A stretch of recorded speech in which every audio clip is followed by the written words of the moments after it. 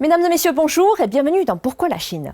Nous sommes à la moitié de l'année 2020 et notre mode de vie a été complètement changé avec le coronavirus. Le 26 juin, le nombre de personnes atteintes du coronavirus a dépassé le seuil des 10 millions dans le monde. La fin de la pandémie de Covid-19 est-elle pour bientôt? Pouvons-nous envisager un vaccin disponible d'ici la fin de l'année? D'abord, un petit aperçu des procédures de développement de vaccins contre le coronavirus avant de nous pencher sur l'avancée de la recherche en Chine. Pour développer un vaccin en Chine comme partout dans le monde, il faut réussir 5 étapes principales qui durent d'habitude au moins 5 ans.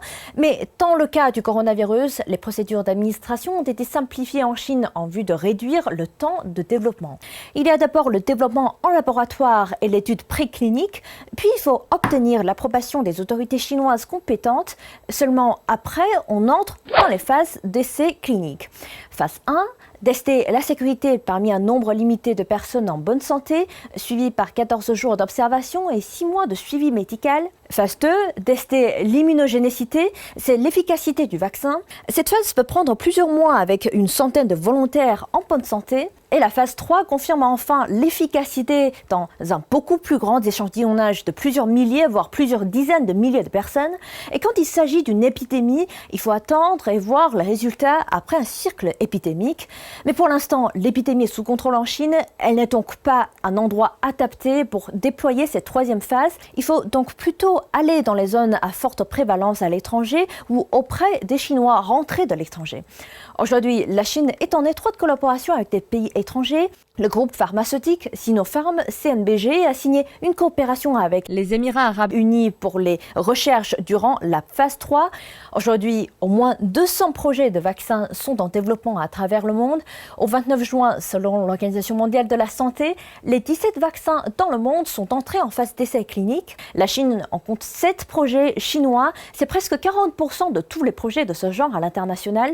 4 projets sur le vaccin inactivé, un à vecteur adénoviral, un vaccin sous-unitaire et enfin, le plus récent, le vaccin à l'acide nucléique messagère RNA.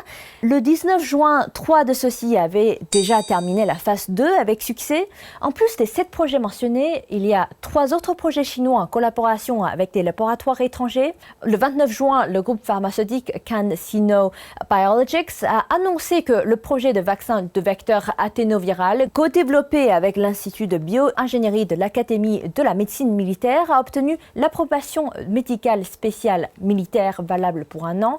Ceci veut dire que le vaccin pourrait d'abord être utilisé au sein des militaires. Dans une interview, le président d'un autre groupe chinois, Sinopharm CNBG, sur le développement de vaccins, Liu Tingzhen, a indiqué que, dans le meilleur des cas, un vaccin serait disponible au plus vite à la fin de l'année 2020 ou au début de l'année 2021. Malgré cet optimisme, selon Wu Zunyou, expert principal en épidémiologie du Centre chinois de contrôle et de prévention des maladies, quand il s'agit du coronavirus, du Covid-19 ou du SRAS ou encore du MERS, la durée des anticorps produits après l'infection humaine n'est pas très longue, donc on ne sait toujours pas très bien si le nouveau vaccin contre le coronavirus peut produire une immunité à long terme. En conclusion, la Chine a pris de l'avance dans le monde et bonne nouvelle, un vaccin serait peut-être disponible sur le marché d'ici la fin de l'année et la Chine s'est engagée à partager ces vaccins avec le monde, mais encore faut-il poser la question sur une protection à long terme et il faut continuer à espérer que le coronavirus en circulation